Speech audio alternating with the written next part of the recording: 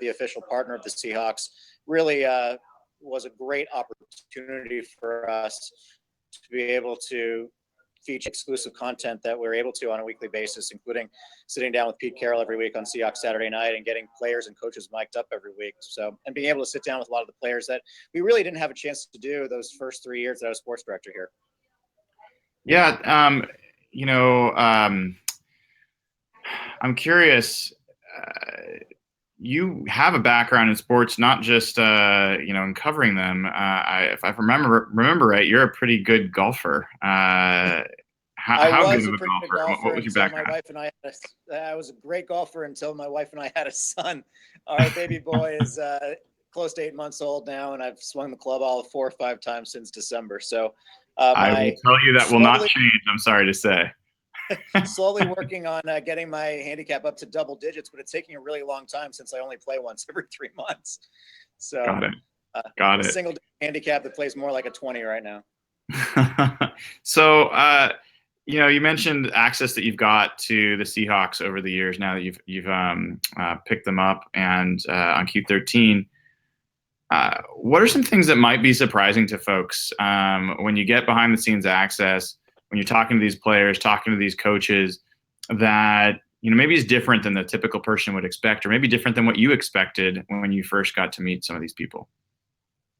How down to earth they are. I mean, most of these guys, I always go back to the fact that Marshawn Lynch didn't talk to the media very often, and what a big deal that was in the national media, and how little a deal it was from a local sports perspective. Because when you have 53 guys on a 53-man roster and one of them doesn't want to talk to the media, and you have 52 other guys that are more than happy to talk to you most of the time and are really good people, it's not a big deal.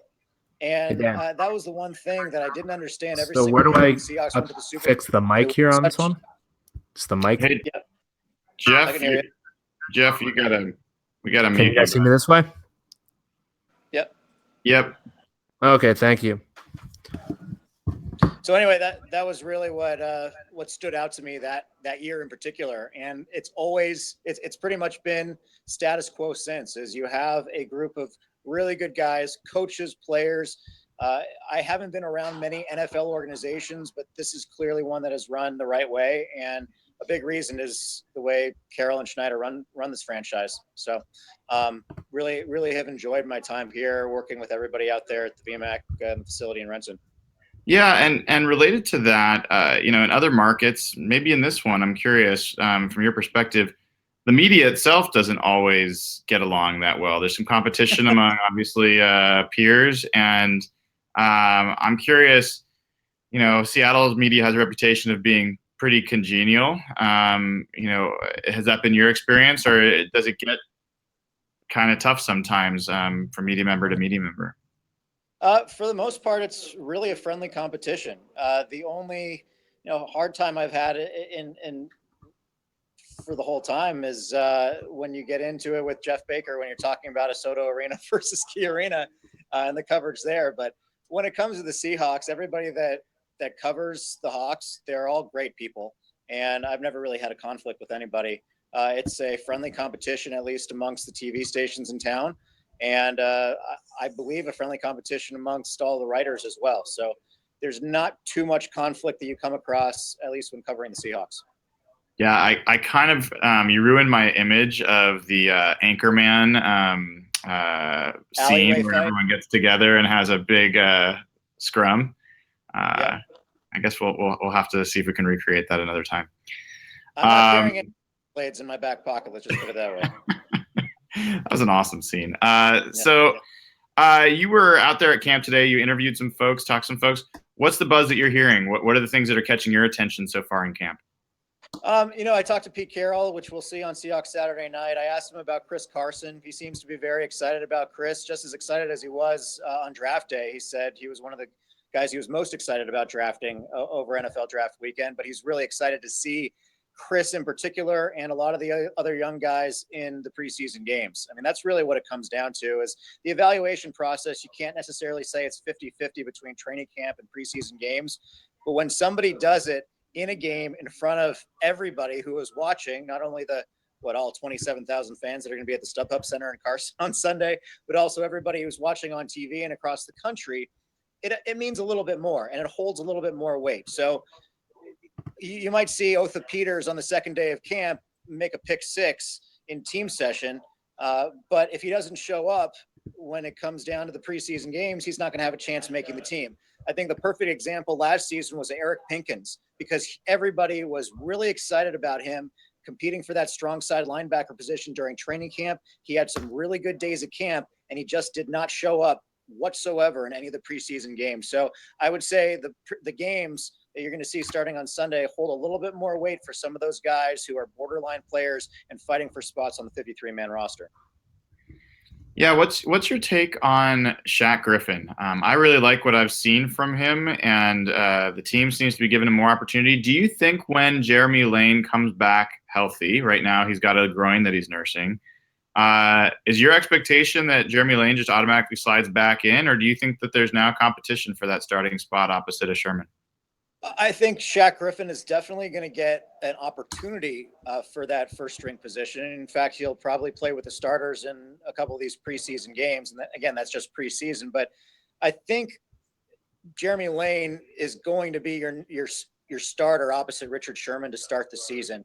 And my reasons are numberfold. Number one, it is really difficult to start as a rookie as a cornerback on this team, specifically because of the technique, the unique technique that they teach all their cornerbacks here in the secondary, that step kick technique that is very foreign to whether you're a free agent coming in here. We saw Kerry Williams have a hell of a time, and he never was able to adjust to it. And then that's one of the reasons why they like drafting these guys and molding them the way they want. And so while Shaquille Griffin is quick, he probably has, as Chris Richard said, the best corner mind for a rookie that he's ever seen. And he is mature beyond his years. If you listen to any of his interviews, he doesn't seem like a rookie at all. And he's been more than willing to listen to Richard Sherman and listen to some of the guys that are more veteran around him. And you got to love that as a fan, because he's like a sponge. He's going to absorb all of that knowledge and ultimately become an amazing cornerback in this league. Whether he can step in from day one is to be determined. Remember, Richard Sherman didn't even start his rookie season until midway through, and that wasn't until, I believe, Marcus Trufant got injured midway through that year. So, again, I would expect Jeremy Lane to start opposite Richard Sherman at the beginning of the season. I asked Bobby Wagner, give me one player on this team that he thinks going to be really surprising to a lot of fans. And Wagner told me that it's going to be Jeremy Lane. And from the first week of camp, at least until Lane got slightly hampered by injury, he looked the part. He looked like he's put in a lot of work this offseason, and I would not be surprised if Jeremy Lane is your starting cornerback week one. Now, the one thing is, if Shaquille Griffin can adjust to that position quickly, then you've got one heck of a nickelback in Lane that can move on the inside, and you also have very capable cornerbacks, you would hope, in Nico Thorpe and potentially DeAndre Elliott or Mike Tyson. So I think it's a really fun debate to have, but I think week one it'll be Jeremy Lane, and then eventually Shaquille Griffin will win that spot. That's great. I'd be remiss if I didn't ask you about really one of the number one topics about any Seahawks evaluation, and that's the offensive line. Right. You know, we heard today that Pete Carroll was pretty effusive in his praise of Jordan Roos, an undrafted free agent, and basically indicated he's already made the team. He was talking about him having a long career with the team, and he got some reps with the ones today. You know, what are you hearing, you know, behind the scenes about the team's confidence in those players and what they're seeing from that line? And what's your personal assessment of what's going on there? Everything publicly has been positive from what we've heard. They're really expecting all those guys, those first-year players like Jermaine Ifedi, to make a big leap from year one to year two. George Fant at left tackle. And they really like the guys they brought in. I wouldn't be surprised if Oday Aboushi was your starting right guard week one. He's really given Mark Lewinsky a run for his money, and we've seen Aboushi playing with the number ones a whole bunch. I think that while there is a lot of and Luke Jokel also, they've really spoken highly of, and I think he's going to be your starting left guard because Reese Odiambo hasn't really given too much to, at least hasn't shown me enough that he's good enough to start at left guard, at least over Jokel. The question is going to be on the ends. Can George Fant, who started 10 games last year, I mean, yeah, he's 26 pounds heavier, but has he improved enough to hold down what is one of the most important spots on the team, and that's left tackle? Yep. And is Germain Ifedi going to feel comfortable at his natural position that he played at Texas A&M at right tackle? I don't think Ethan Posick is going to win that job because he's just too green. He's too raw. He played, and it's not to say that he doesn't have the tools to eventually be your starting right tackle. But I think the fact that he played center in college, it's going to be too quick a transition for him to move all the way outside. And I wasn't surprised when we saw him take some snaps at center earlier today, because Posick's going to be on this team. Ultimately, he could potentially be your backup at right tackle. He could be a backup at center to Justin Britt. And the nice part about most of these offensive linemen, aside from Joey Hunt and George Fant, is that they can play multiple positions along the line. Yep. Britt started at tackle, then moved to guard. Now he's your starting center. All those guys, Glowinski moved from left guard to right guard. Jokel can play multiple positions. Reese Odhiambo can play multiple positions. And so can hopefully Ifedi if he succeeds over at right tackle. So I think it doesn't bode well for a guy like Joey Hunt, who can only play backup center right now. But I think it bodes well for a lot of the other guys who can play multiple positions along the line. I'm worried about the youth on the ends, left tackle and right tackle, to be perfectly honest. I like Justin Britt at center. I like the guards that you have. It's just the experience level on the ends going up against some of the best defensive ends in the league. And you're already seeing that at times during training camp. It's a learning lesson for a lot of those and a lot of those guys. And it just depends on how quickly they can adjust. Yeah. I'm going to take a big risk here and see if our co-host, Jeff Simmons, can get a question out without freezing on the air. I'll try my best. I was on the phone figuring out the technical difficulties. So, Aaron, you've been covering Seahawks camp for a long time, and something that struck me this week, even before the Ifedi Clark thing, Peter King was there, and he kind of wrote about this week. He kind of portrayed a vibe that Seahawks camp was out of control, and that kind of surprised me since he's been around the league for so long, and he was a pool reporter from some of the Super Bowls. So how would you characterize this camp and maybe just kind of the vibe around this team following that big ESPN article and the Ifedi Clark thing, and just how different is this from other camps? And was that kind of an overreaction? I honestly think that this camp has been pretty much similar to all other camps aside from the Ifedi Clark incident. And that kind of startled a lot of people. If you were there that day and you saw that punch thrown, you just don't see punches thrown with helmets off. And you don't see a guy connecting the way that Frank Clark did with Germain Ifedi, and Ifedi went down like that. It was somewhat disturbing, to be perfectly honest, and startled a lot of people. I almost felt like the energy amongst the fans, and I think the energy amongst the players kind of decreased right after that, at least for that session. The idea that this team is out of control right now, I disagree with, because I haven't seen anything there that would make you think that outside of the Seth Wickersham's article. And again, I'm not going to really take sides.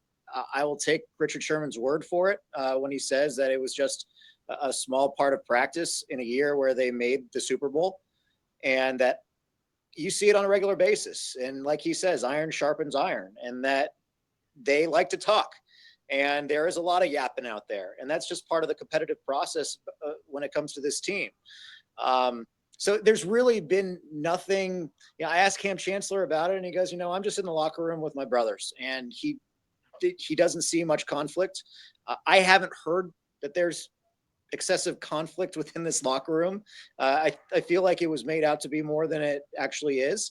Yeah. And now that Sherman is healthy this season and not playing with whatever knee injury Pete Carroll alluded to at the end of the year last year, that with most of these guys back, Earl's back, Tyler Lockett's back, that they have the potential to make another Super Bowl run. The stat that I like to talk about so many times, and people are probably sick of me saying it, is that Earl and Cam only played in 7 games together last season, and the Seahawks were 6-1. And it's really important that both of those guys are on the field, because in those 9 other games, they were just 4-1 last year. If you have your back end guys, and even if you don't this year, you have Bradley McDougald, who's considered a third starter at safety on this team.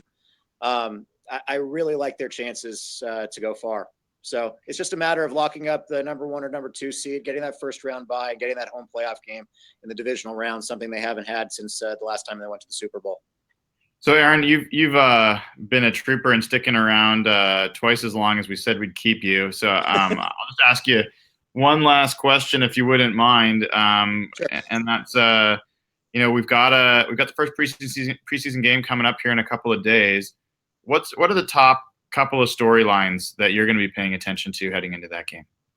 I think we already talked about it when it comes to the offensive line. I mean, it's been such a hot topic the last couple of years. Thank goodness we have a capable.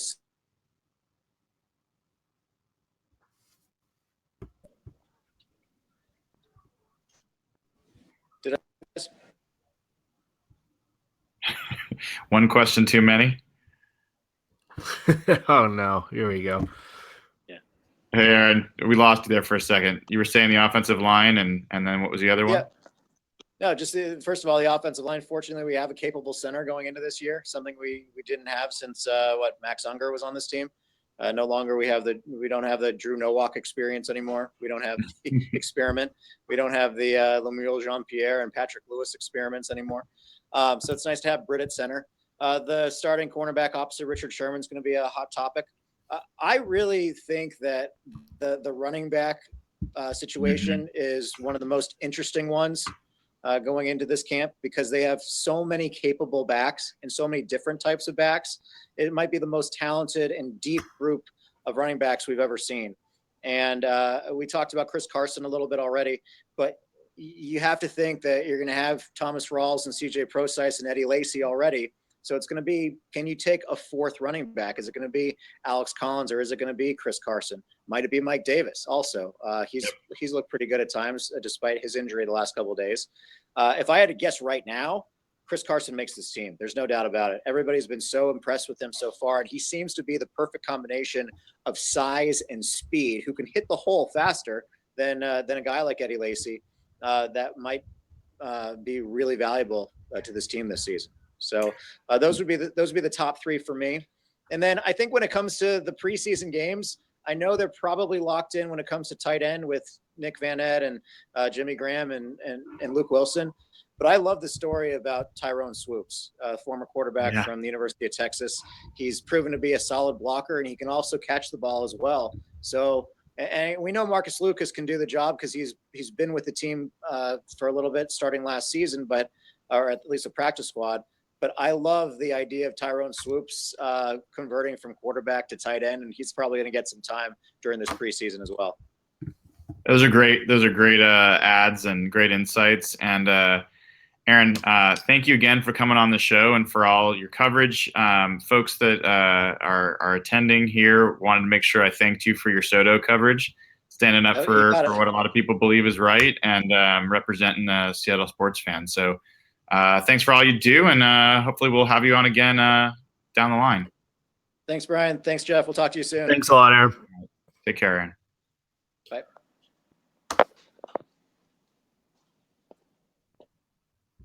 All right, Jeff. How's your internet connection? Are we ready to go here? You ready to talk some Seahawks? Yeah. I think it was an issue with him being on his phone, and I think there's a overall technical issue that I was trying to deal with the people upstairs about, and we should be good to go now. All right, good. You seem like you're moving relatively normally. No max headroom moments so far. Yeah, so that's good to know. Yeah, interesting stuff from Aaron. I know you only caught some of it, and unfortunately, we didn't get a chance to take questions from folks in the audience. There wasn't anything that got added in the chat pod other than Sean. Hopefully, we got his comment out there. Anything that Aaron said that stuck out to you? I think the offensive line stuff was intriguing. I think the fact that he seemed not as high on Ethan Posich as some of the reports that have been on him, and he seemed a little more worried about the tackles than kind of the reports coming out of camp, which seem to be that things are starting to stabilize and maybe the guards weren't settled, and he kind of alleviated some of the concerns that I've had about the team, and just his whole view on the Postage of Fetty thing. I think that really jumped off the bat to me. How about you? Yeah, that was the one thing he said that, I had a little bit different point of view on. Posick has been strong, and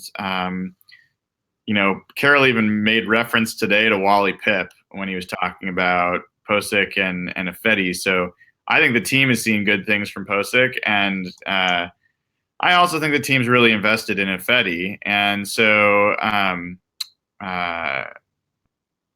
I think that we'll see. I know that Posick played some center today, and I think that's meaningful. But the way that Pete talked about it, he was talking about it's helping for roster planning and future stuff. What that means to me is two things. One, as I think Aaron aptly, appropriately brought up, might spell some trouble for Joey Hunt because, if you've got a guy that was I had too. Truly can be the backup, then Joey Hunt's at risk. I think that's accurate. But I think what Carroll is really referring to is Justin Britt doesn't have an extension yet. I think every Seahawks fan expects him to be around next year. We finally have a good offensive lineman at the position. I think the team may be thinking, what happens if we, move Posick to center next year, and does that give us cap flexibility to keep other players or add other players to the system? And maybe they're not as sold on Justin Britt as a lot of people are. So that's my takeaway. But I do think Posick is pushing for starter snaps. Did you guys get into Malik McDowell at all, or was that? We did not. So we talked a little bit about Aaron, where Aaron's, how he got here, where he is in his career, and some of those pieces, and we talked a little bit about some of what he's hearing behind the scenes, and Chris Carson was a guy that he said Pete Carroll's talked to him about, and still remains just as excited now. There's actually going to be a Seahawks Saturday night segment where he interviewed Pete Carroll, and that should show up in that segment. So a little bit of a preview for folks here about that segment. Yeah, I think the Carson stuff is fascinating because when Pete's kind of a running back guy, and at USC he had a ton of different running backs and guys of different shapes and sizes, and the last couple of years when he's really identified a running back, it was Rawls a couple of years ago as a free agent. It was Carson at the end of this draft. He seems to hit on these guys pretty frequently, and the buzz at a camp on him has been crazy. And I'm excited to watch him in the preseason to see if it transfers, because there's some guys when the lights turn on and practicing around, they just totally jump off the page, and I'm very interested to see if he carries over.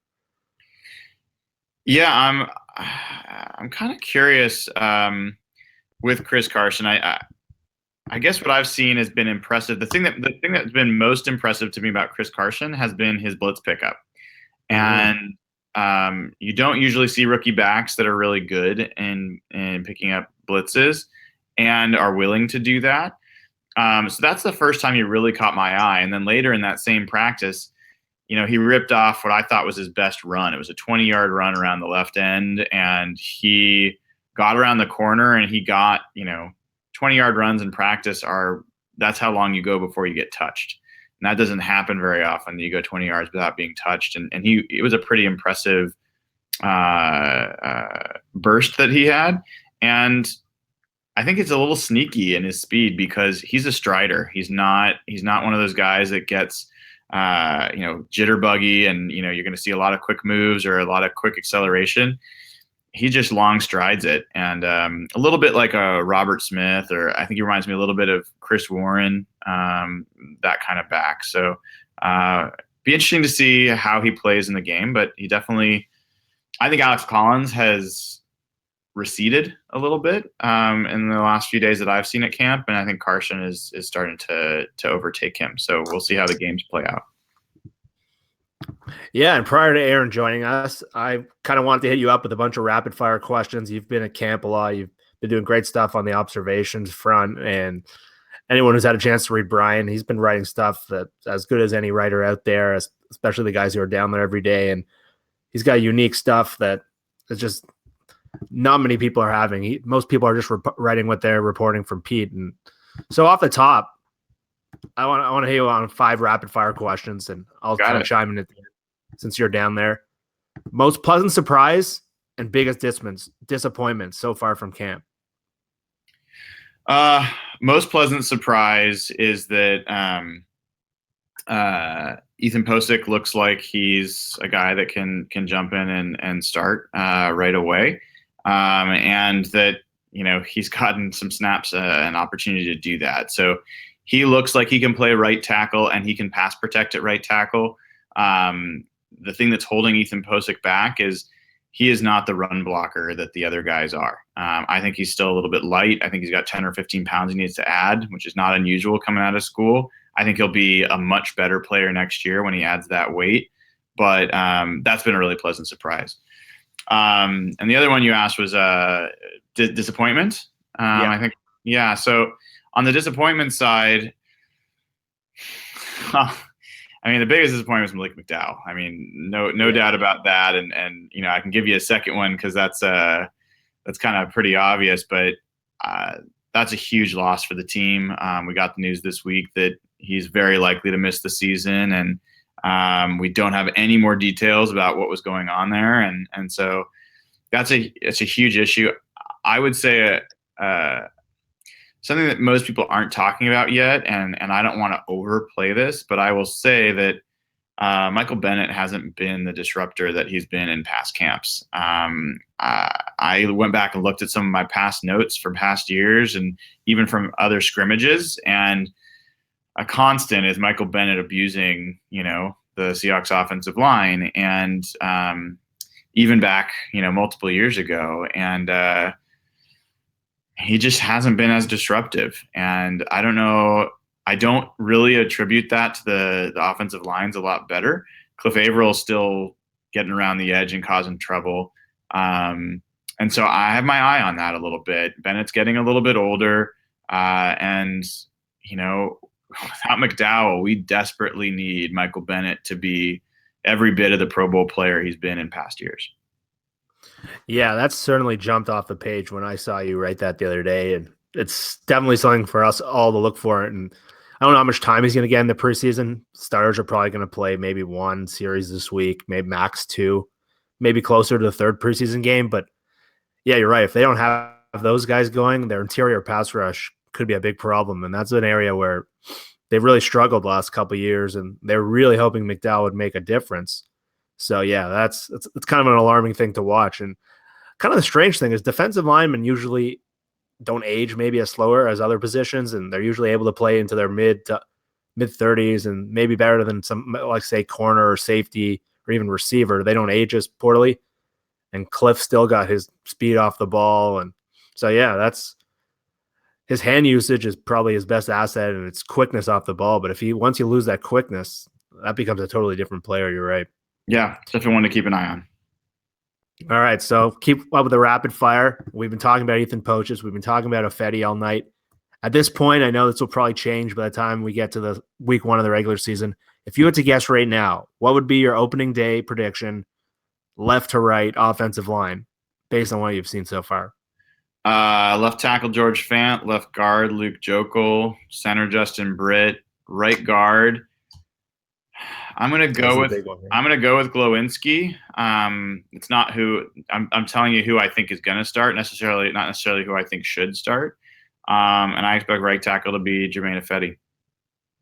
Would you change any of those based on who you would start, or based on who you think Tom Cable would start? I would. I would like to see Ibushi in there. And in fact, I haven't seen enough of Jokel to say with certainty that he's better or worse than any of the other players. I just haven't seen enough of him.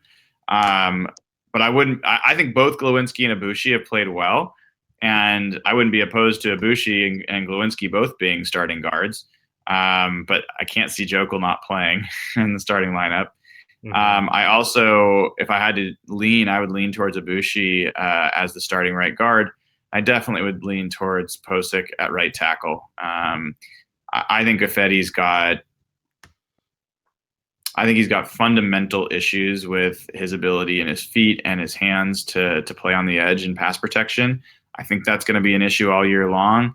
And despite the fact that I really think the run game's super important, and Ifedi is maybe twice the run blocker that Posick is. I mean, he might be that much better than him. I just think he is going to become a huge issue on the right side in passing situations. And so yeah, that's what I'd like to see. And in my starting lineup, you notice Ifedi's not even in it. So I could be talked into Ifedi at guard and Ibushi at guard. I think that would be a strong pairing. But that's kind of where my head's at. Yeah, that seems more or less to be the consensus. And I said in the first episode we did that I was hoping Ifedi would lose the job at right tackle. I got to see him play in the preseason, obviously. I don't know how much we'll see Melvin Ingram and Joey Bosa this week, but that's kind of a good test for the tackles. That's maybe the best edge rushing duo in the league. Gus Bradley's defense, they know how to attack this team. We'll probably just see him for a series, and we might have to wait a little to judge. But I think more or less that's the offensive line you're going to see. Pete's been just totally raving about Luke Jokel, and I know he had to miss the mock game the other day as a rest day, but yeah, it's going to be offensive line crazy all year long, and people are definitely going to be raving about them, not raving, watching them closely in these preseason games. So moving on in the rapid fire, this happens almost every year. With John Schneider, he's always trying to be one of the youngest teams in the league, and sometimes that means moving on from a veteran. If you had to guess, who can you see as that veteran surprise 53-man cut that could be on the bubble that maybe people aren't talking about? Well, I hope it's not this guy, but I would not be shocked if Marcel Reese doesn't make the squad. Fullback is not a position they use that often, and they like Trey Madden quite a bit. Trey Madden can contribute in special teams in ways that I don't think Marcel Reese can. And it has been kind of the calling card of this team to bring in a veteran that has a name that people are excited about. Antoine Winfield comes to mind. Get all the way to the end of camp, and they don't make it, and no one really sees it. So that's one guy. I will tell you, based on the way the running back stuff has gone, I don't think this will happen. But I have questions about whether Eddie Lacy is really necessary on this team. I haven't had a chance to look at his contract. I'm guessing it's all, it's guaranteed, and there's no reason that they'd financially move on from it. But I think that even partway through the season, we might find out that his role is not as necessary as maybe we once thought. But I would be surprised if he didn't make the squad. Yeah, I've been if you really watch Pete Carroll closely in his press conferences, you can really learn a lot from the guys he likes and the guy. I had kind of the same instinct on you on Lacy just based on what the buzz was coming out of camp. But today, you kind of got the impression that Lacy's pretty comfortable. There isn't much he's looking for him. But I'm like you, I need to see more. I've heard some questions about his speed, although he seems to be trimmer. Apparently, he's been breaking tackles and running tough, but you know how much this team likes to play their young guys, and Pete was just raving about Thomas Rawls today. The other guy I started to wonder about the other day, and maybe I was misreading into this, it was Jermaine Kearse. And Kearse's contract is set up where the dead money wouldn't be terrible if you wanted to move on from him. And I noticed the other day he was just raving about all kinds of other receivers, and when Kearse came up, you kind of just got a monotone answer from him.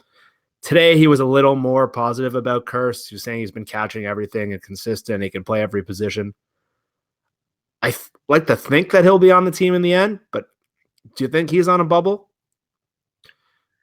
I don't. I think he's a guy that they keep around. I think it's pretty likely his last year on the team.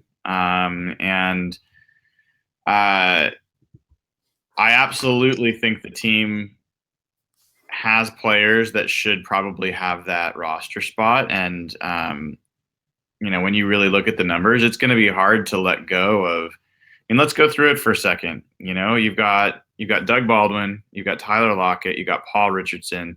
All those guys are clearly in front of Jermaine Kearse. We know that already. And let's leave out Kearse for a second. You've got Amara Darboh, who you drafted high. You think highly of. He's young. He's tall. He's a great special teams player. You've got J.D. McKissick, who is a punt returner, kick returner, brings something to that group. He can play running back or receiver. He's like a C.J. Prosise backup, and Prosise is a unique player who we know has not been durable. So having someone else on the roster that could fill that role is pretty enticing. Keep going down the line. Who else has stood out? I'm trying to think through these. I mean, you've got Kenny Lawler. You've got Kason Williams, who really hasn't done much this camp. You've got Cyril Grayson, who's got a lot of speed and a lot of potential. Anyway, you're really talking about 6 guys making the squad at receiver. And if you have 6 and Kearse is one of them, you're talking about a guy like McKissick not making it, or a guy like Lawler, not making it. Maybe that's not the end of the day. Or Tanner McAvoy. Sorry, I knew I was missing one. You're talking about a Tanner McAvoy, a J.D. McKissick, maybe a Amara Darboh. I don't think so, but someone on those not being on the squad, that's a risk for the future. And for a guy that would be at best your 4th receiver, I have some questions about that decision. That's exactly where my head was at the other day when I heard Pete talking about Tanner McAvoy specifically. And I started wondering, based on how much this team values things like club control and building 2-3 years out, do you keep a number 4 receiver if it's just being a guy for 1 year, and maybe you have to lose a guy like some of the guys you mentioned, a McKissick or a Grayson even, who's jumped off the page at times. And at first, maybe I thought maybe Tyler Lockett would need to be eased in, but I don't know, you might be able to comment here. It seems like Lockett's almost full speed ahead, and it sounds like today he was flying up the field and looked like his old self. And if he seems to be way ahead of where they thought they were at this point. Yeah, it is. This team has never been rushed in getting players back on the field, especially during training camp. They're happy to let, especially veterans, take their time and get fully healthy, and they've got a long season, so why waste them here? So the fact that Lockett's back, really a week in, is an indication that he probably was ready to go when they got back to camp, and they just were really taking it slow with him as needed. So I wasn't there today. I'm down in San Francisco for work, so I wasn't able to see him take part in team drills for the first time, but all the reports were obviously really strong. And Tyler Lockett, if he's back and he's practicing, that guy is a difference-making player. So there's no doubt in my mind that he's your number 2. And Paul Richardson has had a strong camp. He's your number 3. It's not hard for me to argue that someone like J.D. McKissick, brings more to the table than someone like Jermaine Kearse. And you just have to kind of see how the team decides to play it over time. And I guess the last question I want to ask you for this rapid fire question is Blair Walsh. The narrative on him after the first couple of days of training camp was almost all out fear and confusion. And why did we let Steven Hauschka go? Why didn't we sign or draft a kicker in the 6th round? Since those first couple of practices, it seems like he's been hitting everything. And you've been down there, and if you had to make the call, do you think Walsh is the kicker all season? And should maybe the narrative surrounding him be a lot different than what it was at the start of camp? You and I have talked a little bit about Walsh in previous episodes. In my opinion, hasn't changed much. I think he definitely has a live leg. The ball comes off his foot quickly, and it's strong. It's been true. I think his kicks have looked good. I think it's Tyler Ott, who's the new long snapper, has been really consistent. I haven't seen any problems with that mechanism. The snapping, the holding, that's all been strong. And Walsh has been really consistent in his kicks. And for folks that don't know and don't go to camp, they use special uprights during camp that are narrower than the actual uprates for the game, it's harder for them to practice. It's a little bit tougher test. And so even when he's missed in the past, in the first practice, those were kicks that likely would have gone in a true game. So I have not seen any shanks. I haven't seen anything that gives me reason to believe that, he's got the yips or any real problem. But we only will know for sure when he's in a regular season game, first of all, and when, second of all, he's doing it in a pressure situation. He's going to have to earn that trust. I don't think anybody reasonably should just expect him to be great and expect him to be clutch until he proves that he can be. Yeah, well, that's totally fair. And he's a guy that I imagine everyone's going to be watching closely these next 4 weeks while the preseason starts. And he was an all-pro kind of player before.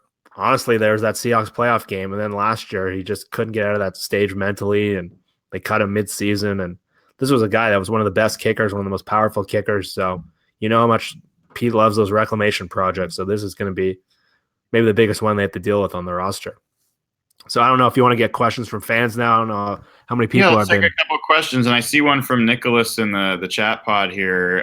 Who's interested in our thoughts about the McDowell role, who takes the McDowell role, and he was pretty excited about the idea of having a pass rushing defensive tackle. So I think we both were too.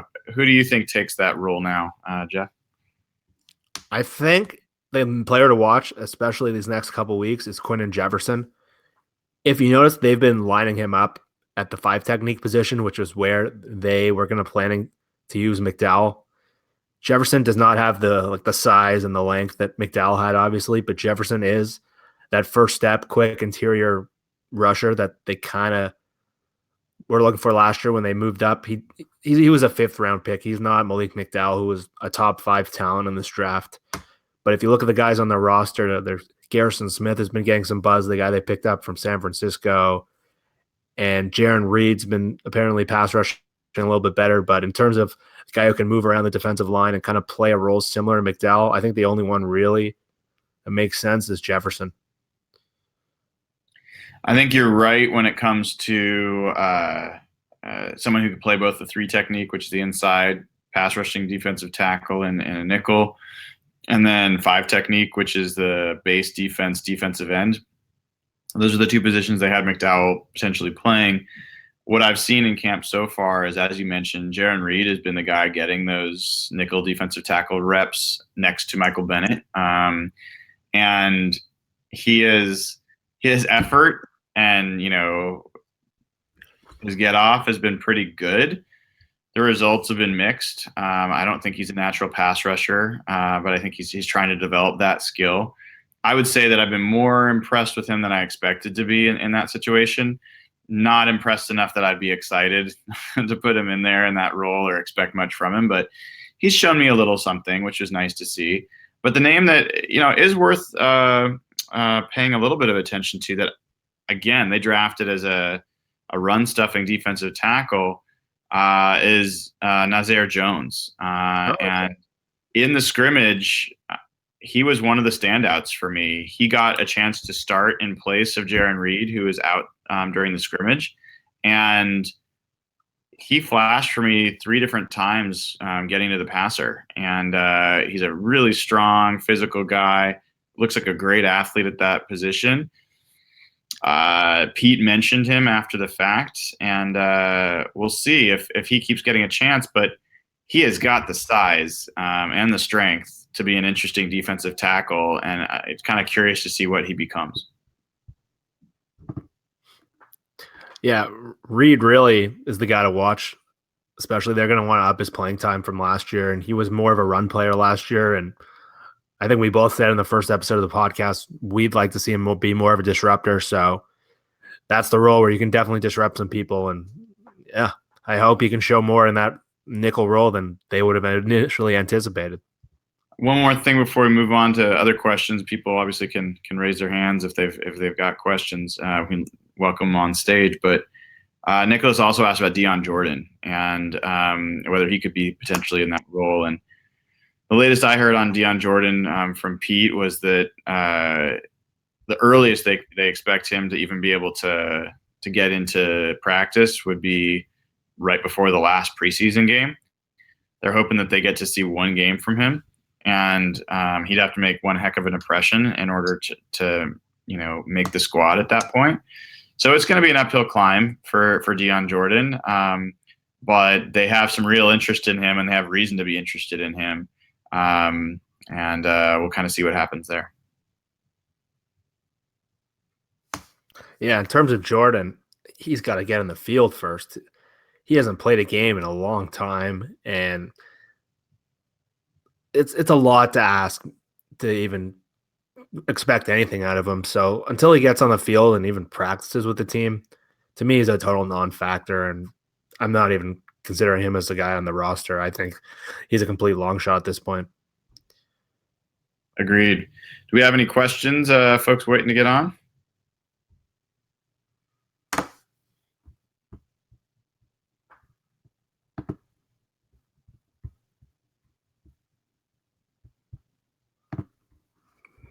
See anything? No. Sounds good. I probably got time for a few more questions if you wanted to talk about a couple more things, and then I gotta get back to my day job at night. Yeah. All right. One of the issues I saw on Twitter the other night, and for me it was a fascinating discussion, is again you were kind of going over some of the players that they decided to forego in that first round, and when they moved down again to the second round, when they did select McDowell. I guess some of the pushback you were getting was more of maybe that's a hindsight way to look at it, who could have seen this coming, but I think you had a great answer that you need to really evaluate kind of the process of decision making. And I was watching the preseason game between the Texans and the Panthers earlier tonight, and in the first play of the game I'm watching, K'Wan Short gets a sack, and if you remember when they traded that first round pick for Percy Harvin, Short was a guy that a lot of people thought would have been a great fit in Seattle. So that's kind of the opportunity cost of a trade like Harvin. And when you look at McDowell, some of the guys you mentioned have Pro Bowl potential, some Reuben Foster and Kevin King. And so looking back at this pick, is this something that we should really be wondering about the process of their decision-making, or is this just a fluke injury and bad luck? Yeah, well, that's where I've really kind of called them out a little bit.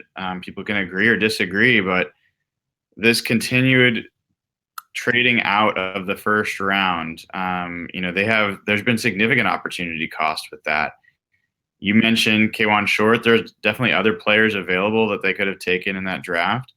The pick that they ended up trading, to Minnesota was used on Xavier Rhodes, who just signed a mega deal as a starting cornerback and has turned into a really great player. You have to think about the ripple effects. If you had drafted someone like Xavier Rhodes and he had been a legitimate second corner, where could you have used money that maybe went to Jeremy Lane? And would Jeremy Lane have been as big of a required signing as he was? And could you have added players other places to strengthen your roster? And when you're looking in this situation, the Seahawks didn't trade back once. They didn't trade back twice. They traded back 3 times. And so the list of players, I just got it written down here because I had talked to someone else about this. These are the list of guys that the Seahawks let go between their initial pick and where they ended up picking. Tack McKinley, Tre'Davious White, cornerback, Taco Charlton, David Njoku, hopefully I'm pronouncing that right, TJ Watt, Reuben Foster, Ryan Ramczyk, Kevin King, Cam Robinson. And I look at that list and I see a lot of names that jump out to me as potential future Pro Bowlers. It would not surprise me if more than one of those guys becomes future Pro Bowlers.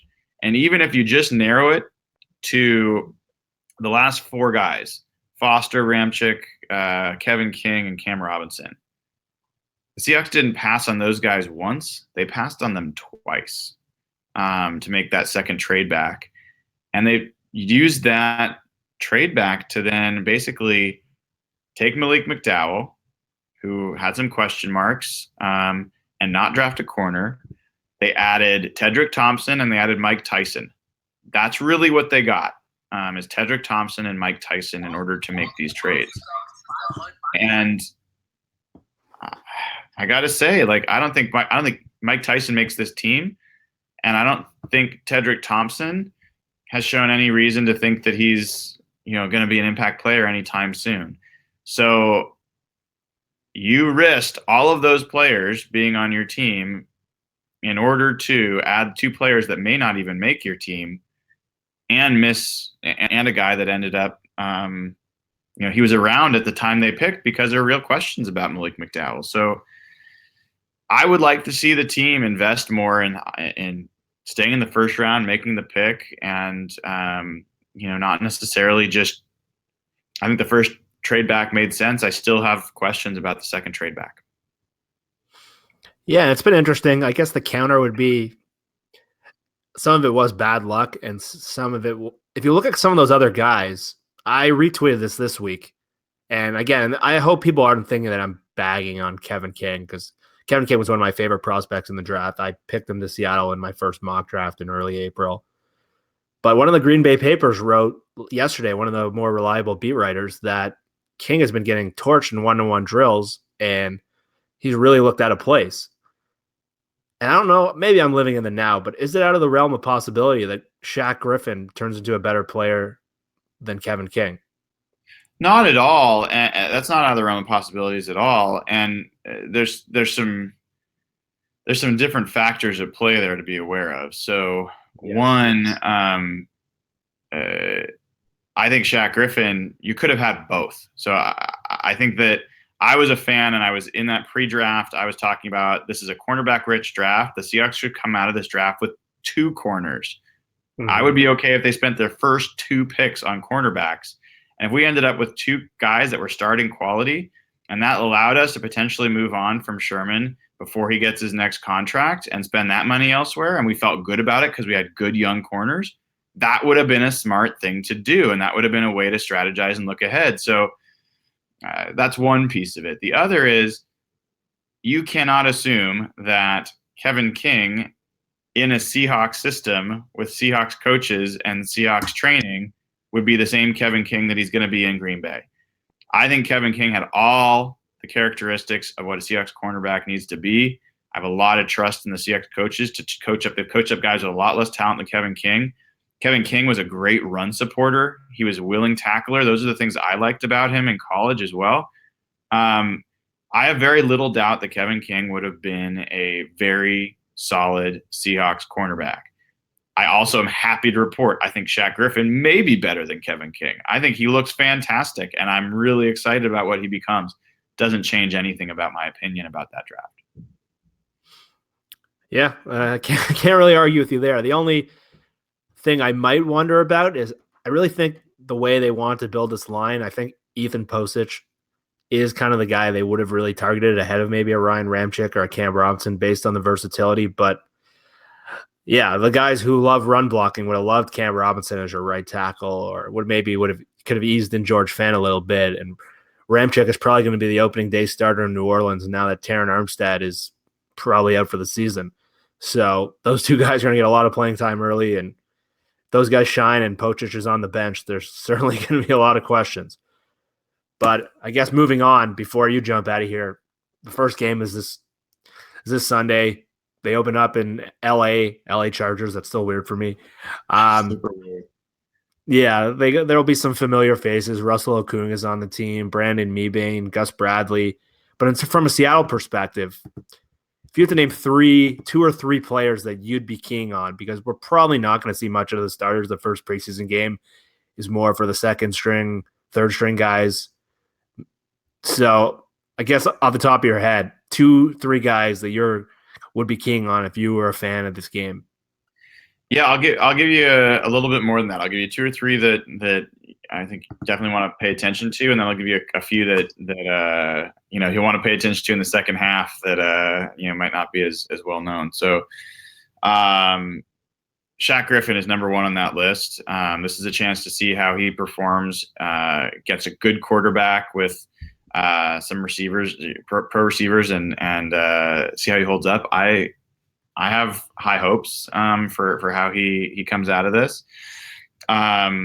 Similarly and related to that, DeAndre Elliott should be getting an interesting opportunity at nickel corner, and we'll learn a little bit more about him. He jumped onto my radar last year against the Raiders in the preseason. He hadn't played that well in training camp from my point of view, but he was physical. He was aggressive. He made plays on the ball in that game, and I think he's going to get a shot to play a lot of nickel this weekend, and so he's another guy I'd be interested in watching.